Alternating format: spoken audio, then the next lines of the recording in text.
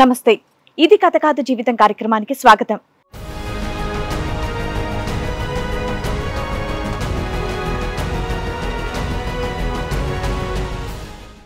నేను చదువుకునే రోజుల్లో నాకు ఒక అబ్బాయి పరిచయం, 10th లో పరిచయం. ఎప్పుడన్నా ఫోన్ కాల్స్ మాట్లాడుకునే వాళ్ళం. కాలేజ్ అయిపోగానే బైక్ మీద తిరగడం, ఇక కాఫీ తాగడం, ఎక్కడన్నా బేకరీ షాపులు ఏదన్నా తినడం, అదే అంతే. మాకు మా ఇంటి సైడు డ్రైవర్లకు ట్రాక్టర్లు లారీలు అవి ఉండేవి, డ్రైవర్ల కోసం వచ్చేటోడు.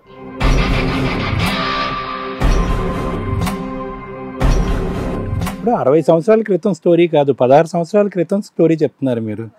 ఏ వయసులో పెళ్ళి అయిందో తెలీదు? అయిపోయింది. నాకేం రెస్పాన్స్ ఇవ్వలే అతను.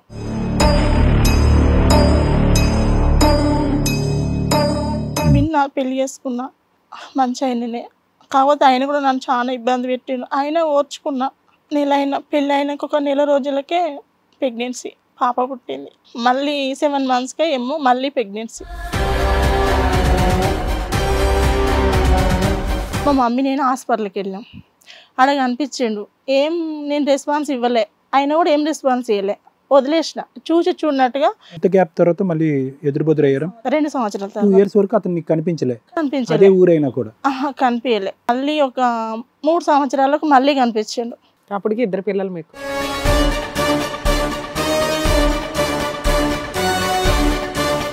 నాకు ఏదో చేయాలనిపించింది 5 ఏళ్ల తర్వాత. ఒకసారి చేస్తే నేను ఇక్కడ ఉన్నా రా, నా మనసును తీసేసిన. ఎప్పుడో తీసేయాలమ్మా పెళ్ళయ్యాకి.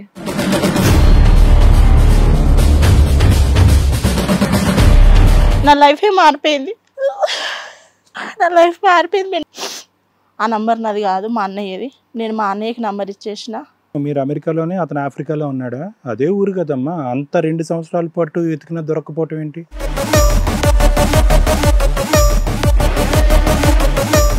వద్దు, నాకు ఇప్పుడు సెట్ కాదు, ఈ పిల్లలు ఉన్నారు, మ్యారేజ్ అయింది, కరెక్ట్ కాదు. ఎంత సుమారుగా ఎంతసేపు ఉన్నారు అక్కడమ్మా? ఒక 20 నిమిషాలు ఉన్నాం. 20 నిమిషాలు ఇంత మాట్లాడేసుకున్నారా?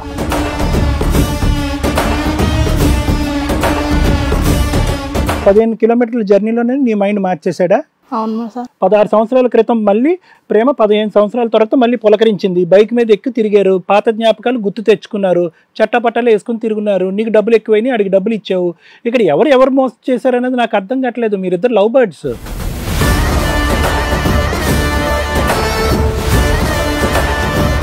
అంటే ఎవరన్నా చూస్తారో అనే భయం ఏమి రాలేదా మీకు? ఏం చెప్దాం అనుకున్నారు పిన్నోళ్ళ ఇంటి దగ్గర? నువ్వే లేత పిల్లవి కాదు కదమ్మా, అప్పటికి 30 ఏళ్ళు వచ్చి ఉంటాయి నీకు. బాగానే ఉన్నాం మేడం. మీరిద్దరు బాగున్నారా? ఎవరిద్దరు బాగున్నారు? ఆయన నేను బాగానే ఉన్నాను. నువ్వు మీ ఆయన బాగానే ఉన్నారు, ఆయన మీరెవరు నువ్వు బాగానే ఉన్నారా? అవును మేడం, నేను చేసిన అదే తప్పు మేడం. మొండి ధైర్యం ఏంటి? 3 పిల్లల్ని కన్న తర్వాత వాళ్ళ ఫ్యూచర్ ఏంటి? 2 ఆడపిల్లలు, ఒక అబ్బాయి చదువుకుంటున్నారు చక్కగా.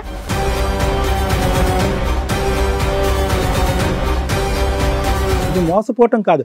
భర్త నన్ను మోసం చేసి వేరే ఆడదాన్ని వెళ్ళిపోయాడా? మోసం. మధ్యదారులు ఇంత మంచిగా ఉన్న భర్తను వేరే ఇంట్లోంచి పారిపోయి వెళ్ళిపోయాడా? మోసం. భర్త ఇంకో పద్ధతిలో ఉన్నాడా? మోసం. నువ్వు అతను చరి సమానంగా అన్నీ పంచుకున్నటువంటి ఒక ప్రయాణం.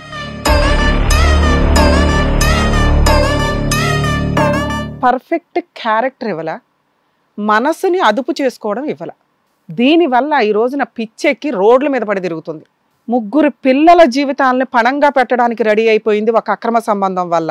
ఎందుకంటే ఈయన మీద కేసు వేస్తే ఆల్రెడీ అరెస్ట్ చేస్తారు ఇట్లాంటి కేసుల్లో. ఆ కుటుంబం నాశనం అవడంతో పాటు అక్కడ 3 వ్యక్తులు సర్వనాశనం అయ్యేవాళ్ళు, వీళ్ళు పెట్టుకున్న పనికి మాలిన అక్రమ సంబంధం వల్ల.